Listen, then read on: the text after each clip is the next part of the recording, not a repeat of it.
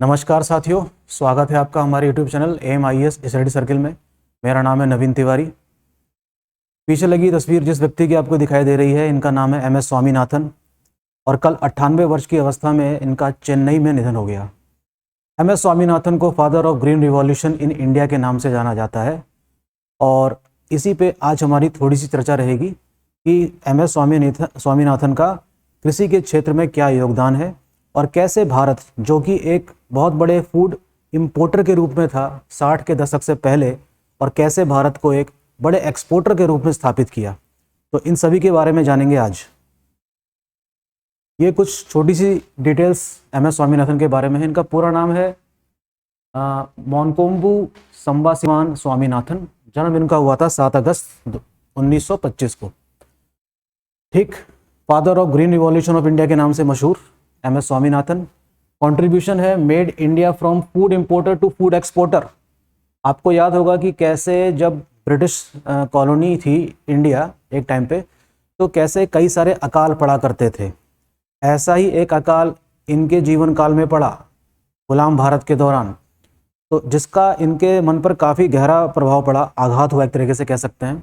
तो शायद इन्होंने तभी ठान लिया था कि भारत को एक आत्मनिर्भर देश बनना है जो खाद्य आवश्यकताएं अपनी पूरी कर सके। ठीक, 1949 में ये एक IPS के रूप में इनको नौकरी मिलती है, लेकिन उस पर इन्होंने अपना करियर नहीं बनाया और एक एग्रीकल्चर साइंटिस्ट के रूप में इन्होंने अपने करियर को स्थापित किया। ठीक है, और कई प्रकार के इनको प्राइजेस भी मिले हैं, पद्मश्री, पद्म भूषण, पद्म विभूषण, भारत रत्न मिलना इनको बाकी है। कह सकते हैं कि भारत सरकार इनके इस अभूतपूर्व योगदान के लिए इनको मरणोपरांत ही सही भारत रत्न दे सकती है। और विश्व के भी प्राइजेस मिले हैं, जैसे कि वर्ल्ड फूड प्राइज। ठीक है, तो थोड़ा सा हमारे लिए जानना ये ज़रूरी है कि भारत 1947 के आसपास कुल 6 मिलियन टन ही गेहूं का उत्पादन कर पा रहा था। ठीक है, और कॉलोनी की जो लेगेसी हमारी ये है, वो ये बताती है हमको कि कई प्रकार के अकाल पड़े थे और अंग्रेज़ों की जो इकोनॉमिक पॉलिसीज़ थी उसकी भारत ने कितनी बड़ी कीमत चुकाई। लाखों लोग मर जाया करते थे जब जब अकाल पड़ता था। तो ये इकोनॉमिक पॉलिसी जो रही थी ब्रिटिश की, उसका बहुत ही रिवर्स इम्पैक्ट हमको इंडियन हिस्ट्री में देखने को मिलता है मॉडर्न पीरियड में। ठीक है, तो इन्होंने 1966 में भारत सरकार ने इनके सहयोग से एक हरित क्रांति की शुरुआत करी है। हरित क्रांति का तात्पर्य यह है कि फूड प्रोडक्शन को बढ़ाना है। ठीक है, तो ये शुरुआत 1966-67 से की गई और उस दौरान आपको याद ही होगा कि भारत सरकार ने पंचवर्षीय योजना 3 सालों के लिए रोक दी थी और उस 3 साल की जो अवधि है उसको हम कहते हैं प्लान हॉलीडे, अर्थात योजना अवकाश। ठीक है, तो इन्होंने किस चीज़ के माध्यम से फूड प्रोडक्शन को बढ़ाया, उसको हम कहते हैं HYV सीड्स, अर्थात हाई यील्ड वैरायटी वाली सीड्स का प्रयोग किया है, जो चावल और गेहूं में इस्तेमाल किया गया था। ठीक है, व्हीट एंड पैडी, पैडी का मतलब चावल से है। विश्व स्तर पर इस चीज का पहला प्रयोग 1960 के दशक में नॉर्मन बोरलॉग द्वारा किया जा चुका था और हम कह सकते हैं कि विश्व स्तर पर who is the father of the green revolution, तो उस समय नाम आएगा नॉर्मन बोरलॉग का। नॉर्मन बोरलॉग को इस योगदान के लिए 1960 में नोबेल पीस प्राइज भी मिल चुका है। ये क्वेश्चन UP PCS में आया था एक बार, ठीक, कि नॉर्मन बोरलॉग को किस क्षेत्र में नोबेल प्राइज़ मिला है, तो उसका आंसर क्या है, पीस प्राइज़ में। ठीक है, तो ये कुछ थोड़ी सी इन्फॉर्मेशन रही। इसके बाद देखेंगे, इससे पहले कि हम स्वामीनाथन के कंट्रीब्यूशन की चर्चा करें, हमारे लिए इनका नाम भी जान लेना ज़रूरी है, थॉमस रॉबर्ट माल्थस। इनके बारे में थोड़ा सा जान लेते हैं कि आखिर हम इनकी चर्चा कर क्यों रहे हैं। ये एक इंग्लिश इकोनॉमिस्ट है जिनका जन्म 1766 में हुआ था। इन्होंने एक थ्योरी दी थी जिसको हम कहते हैं माल्थस सिद्धांत। क्या कहते हैं? माल्थस सिद्धांत कहते हैं। ठीक है, एक थ्योरी है जिसको कहा जाता है क्या, माल्थस सिद्धांत, इन्हीं के नाम पर है। इनका ये मानना था, जो कि बिल्कुल सही मानना था, कि अगर पॉपुलेशन जिस गति से बढ़ रही है, अगर बढ़ती रही, तो फूड प्रोडक्शन उसको मैच नहीं कर पाएगा और ये उसको ओवरकम नहीं कर पाएगी। ये तभी बैलेंस हो सकता है कि पॉपुलेशन भी समय के साथ साथ बीमारी की वजह से, युद्धों की वजह से, अकाल पड़ने की वजह से अगर उसमें कमी आ रही है, तब तो हमारा फूड प्रोडक्शन पर्याप्त है। लेकिन अगर ऐसा नहीं हुआ तो आने वाले समय में फूड क्राइसिस हो सकती है। बात तो इनकी सही थी, लेकिन ये सिद्धांत गलत तब साबित हुआ जब नॉर्मन बोरलॉग ने क्या किया, नॉर्मन बोरलॉग ने उस बीज का आविष्कार कर दिया जिससे कि मास प्रोडक्शन भी किया जा सकता है, अर्थात पॉपुलेशन जो कि एक ज्योमेट्रिक प्रोग्रेशन से बढ़ रही है, जीपी के आधार पर बढ़ रही है, और जो फूड प्रोडक्शन है वो अर्थमेटिक प्रोडक्शन के आधार पर बढ़ रहा है, तो मिसमैच हो जाएगा मामला। तो इन्होंने क्या किया, नॉर्मन बोरलॉग ने HYV सीड्स का आविष्कार किया जो काफ़ी ज़्यादा मात्रा में सीड्स के प्रोडक्शन को बढ़ा सकता है। तो इस तरीके से हम कह सकते हैं कि माल्थस का ये सिद्धांत झूठा साबित हुआ और ये जीत रही होगी किसकी, मानव की प्रकृति पर। ठीक है, दैट वाज वेरी गुड। ये बहुत ही इंपॉर्टेंट घोषणा रही होगी किसकी, मतलब कह सकते हैं कि बहुत ही इंपॉर्टेंट डेवलपमेंट रहा होगा एग्रीकल्चर के फील्ड में। इनका ये मानना है कि अगर मैं एक छोटा सा ग्राफ बनाऊं यहाँ पे, तो पॉपुलेशन का और फूड प्रोडक्शन का, तो ये तो एक लीनियर दिशा में जा रहा है। ठीक है, और ये कहते हैं कि पॉपुलेशन क्या है, इस तरीके से बढ़ रही है। तो ये जो पॉइंट बनता है इसके बीच में, इसको हम कहते हैं क्या, पॉइंट ऑफ क्राइसिस। ये है आपका पॉइंट ऑफ क्राइसिस, अर्थात फूड प्रोडक्शन और पॉपुलेशन ग्रोथ बिल्कुल एक दूसरे के समान नहीं है। पॉपुलेशन एक्सपोनेंशियल बढ़ सकती है और फूड प्रोडक्शन, क्योंकि हमारे पास जो रिसोर्सेज है लैंड वो तो सीमित ही हैं। लेकिन ये थ्योरी गलत साबित हुई कब, जब HYV सीड्स का आविष्कार किया नॉर्मन बोरलॉग ने। इसीलिए इनकी चर्चा काफ़ी ज़रूरी थी। हालांकि ये घोषणा जब करी गई थी तब इनकी बात बिल्कुल सच थी। ठीक, आगे बढ़ते हैं। देखिए,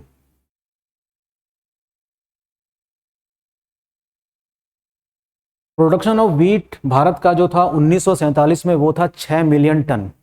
जाहिर सी बात है कि इतने गेहूं से हमारी जो आवश्यकताएं हैं भारत की जनता की वो पूरी नहीं हो सकती। जाहिर सी बात है इसके लिए हमको क्या करना पड़ा होगा, हमको फूड इंपोर्ट करना पड़ता था। कहाँ से? USA से। तो उस समय हम क्या थे, इंपोर्टर थे। और हमारी आवश्यकता कौन पूरी करता था? अमेरिका जैसा बड़ा देश पूरी करता था। 1962 में हमने थोड़ा सा प्रोडक्शन बढ़ा लिया होगा और हम पहुंच गए कितना, 10 मिलियन टन के आसपास। ग्रीन रिवॉल्यूशन से पहले हम किस व्हीट पे डिपेंड रहते थे? हम लोग रहते थे PL8480 नाम के व्हीट से। ये एक व्हीट की किस्म है जो USA हमको एक्सपोर्ट करके भेजता था। ये बातें हैं 1960 के दशक की। मुझे मेरे पिताजी लोग बताया करते थे कि भारत में जो आपको गाजर घास दिखाई पड़ती है, संभवतः ये उसी बीजों के साथ भेज दी गई थी और इसका कोई निवारण है भी नहीं। आपको आसानी से जगह जगह आपको ये घास आपको उगती हुई दिखाई देती है। तो कहते हैं कि अमेरिका ने जानबूझकर उस वीड को गेहूं के साथ भेज दिया था, जिससे पीछा आज तक हम नहीं छुड़ा पाए हैं। ठीक है, ये एक एडिशनल इन्फॉर्मेशन थी। हम जानते हैं कि 1966 तक भारत ने 2 5 ईयर प्लान पूरे कर लिए थे। ठीक ना, 1966 तक 3 5 ईयर प्लान पूरे कर लिए थे। लेकिन जो तीसरा 5 ईयर प्लान था, जो 1961 से लेकर 1966 के बीच में हुआ, ये फेल हुआ कई कारणों से। उसमें नेहरू की डेथ, मॉनसून का failure, Indo China war, Indo Pakistan war, Lal Bahadur Shastri की मृत्यु। तो whatever we have achieved in previous 2 5 year plan eventually lost. हम लोगों ने जो पिछले 2 5 वर्षीय योजनाओं में जो प्राप्त किया होगा वो इस प्रकार से उसका नुकसान हो गया काफ़ी। तो सरकार ने सोचा कि अब हमको 5 ईयर प्लान नहीं बनाने हैं, चीज़ों को स्टेबलाइज करना है। तो 3 एनुअल प्लान डिसाइड किए गए और उसी दौरान ग्रीन रिवॉल्यूशन को भी लागू किया गया, क्योंकि फूड क्राइसिस काफ़ी देखने को मिल रहा था। तो in the context of this background इत्तेफाक से कह सकते हैं कि अमेरिका में उन बीजों का आविष्कार हुआ नॉर्मन बोरलॉग के द्वारा और भारत में इसको MS स्वामीनाथन के सहयोग से लागू किया गया। इस बात से भी आप लोग भली भांति परिचित होंगे कि क्योंकि इंडिया का जो मुख्य खाद्यान्न है वो राइस है। ठीक है, तो इसी के बढ़ावे के लिए इस बीज को सबसे पहले लागू किया गया था।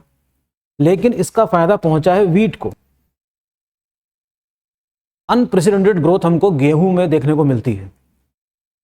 ग्रीन रिवॉल्यूशन की कुछ खामियां भी हैं जो 1990 आते आते हमको देखने को मिलती है, क्योंकि इस हाई यील्ड वेराइटी की जो सीड्स का इस्तेमाल किया जा रहा था उसमें बहुत ज़्यादा इंटेंसिव एग्रीकल्चर किया गया होगा, जिससे कि जो हमारा जो वाटर टेबल है north west UP Punjab Haryana वाले इलाके में वो काफ़ी नीचे चला गया। तो ये वो समय है जब सस्टेनेबल ग्रोथ का कॉन्सेप्ट भी आने लगा था। तो हम देखते हैं कि कैसे एग्रीकल्चर में सतत विकास है ना, सतत विकास की जो परिकल्पनाएं हैं उनको लागू करने का भी समय अब शुरू हो चुका था। तो आज की जो खेती है, हालांकि इसके बारे में चेतावनी MS स्वामीनाथन ने बहुत पहले ही दे दी थी कि अगर हम इसको सही ढंग से यूज़ नहीं करेंगे तो इसका खामियाजा आने वाली पीढ़ी को भुगतना पड़ सकता है। एनीवेज स्वामीनाथन की जो भविष्यवाणी थी वो लगभग सही साबित भी हुई है। बहरहाल जो भी है, MS स्वामीनाथन के इस योगदान को विश्व हमेशा याद रखेगा। आज की देख लेते हैं कि आज की स्थिति क्या है भारत की फूड प्रोडक्शन में। At present estimated production of wheat in agriculture year मैंने उठाया है 2022-23 का। इसमें हम देखते हैं कि इस समय व्हीट प्रोडक्शन कितना है इंडिया का, 112.18 मिलियन टन, जो कि एक बहुत बड़ी अमाउंट है। हालांकि अगर मैं फूड सिक्योरिटी की बात करूं, जरा ध्यान से सुनिएगा इस बात को, अगर मैं फूड सिक्योरिटी की बात करूं तो भारत पूरी तरीके से अभी भी आत्मनिर्भर नहीं है। ये क्या कह दिया मैंने ये कहा कि अभी भी भारत पूरी तरीके से खाद्यान्न सुरक्षा में पूरी तरीके से आत्मनिर्भर नहीं हुआ है। तो ये तो विरोधाभास वाली बात होगी मेरी। अभी तो मैं कह रहा था कि आत्मनिर्भर बन गया है और अब मैं कह रहा हूं कि अभी भी आत्मनिर्भर नहीं है। तो इसमें एक पॉइंट समझना ये जरूरी है कि आत्मनिर्भर का मतलब यहाँ पर यह है कि फूड प्रोडक्शन तो बढ़ गया है, लेकिन जो लक्षित यानी जो टारगेटेड जो कस्टमर्स है वहां तक फूड पहुंचा नहीं है, जो कि एक बहुत बड़ा चैलेंज है भारत सरकार के लिए और किसी भी सरकार के लिए बहुत बड़ा चैलेंज रहा है कि कैसे फूड को हम खेत में उगाने के बाद उस लक्षित टारगेट जो पीपल हैं जिनको पहुंचना चाहिए वो कैसे पहुंचे। ये आज भी बहुत बड़ी चुनौती है भारत सरकार के लिए। प्रोडक्शन में कोई दिक्कत नहीं, प्रोडक्शन में तो हम आत्मनिर्भर हो चुके हैं। सिक्योरिटी, फूड सिक्योरिटी में हम अभी भी नहीं हो पाए हैं। ये पॉइंट बड़ी समझने जैसी बात है, ठीक है। तो आज की स्थिति यह है कि मास प्रोडक्शन हो रहा है व्हीट का भी और राइस का भी। राइस का है 120 मिलियन टन, यानी कि व्हीट से थोड़ा सा ज़्यादा। MS स्वामीनाथन के बारे में चर्चा जारी है और हम थोड़ा सा इन्हीं से संबंधित कुछ और चीज़ें जान लेते हैं कि इस समय व्हीट का जो टॉप एक्सपोर्टर है वो है रशिया। रशिया नंबर 1 पे है। रशिया का जो स्टेपीज का जो मैदान है, टेम्परेट ग्रासलैंड पाई जाती है, वहाँ पर व्हीट को उगने के लिए एक मुफीद जगह है, बिल्कुल एनवायरमेंटल कंडीशन बिल्कुल फिट बैठती हैं, इसलिए रशिया क्या है नंबर 1 पे है। उसके बाद नंबर आता है यूरोपियन यूनियन का, जिसमें यूक्रेन वाला देश भी शामिल है, ऑस्ट्रेलिया और USA। These are the leading exporter of wheat in the world. Okay, India is also one of the leading producer of wheat in the world. लेकिन इंडिया की पॉपुलेशन इतनी है कि we are also the biggest consumer. हम लोग एक बहुत बड़े उत्पादक के साथ साथ क्या है, उपभोक्ता भी हैं।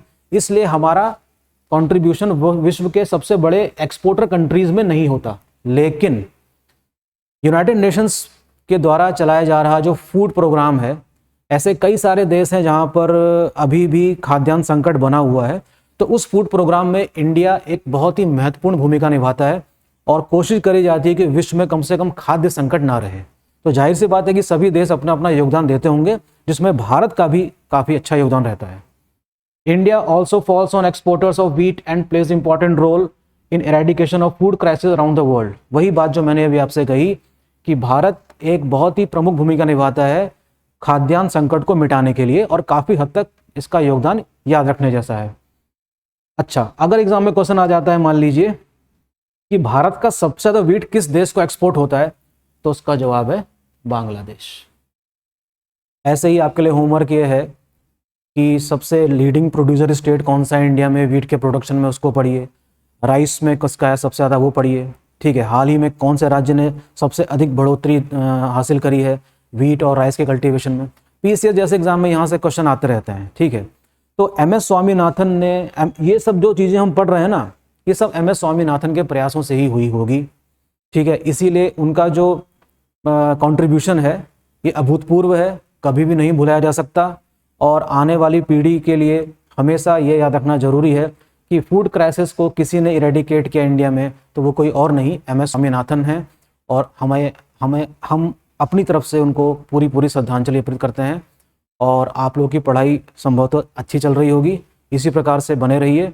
और नेक्स्ट लेक्चर में मैं आपको मॉडर्न इंडिया का जो 3rd पार्ट है वो लेकर आएंगे। ठीक, तब तक के लिए थैंक यू।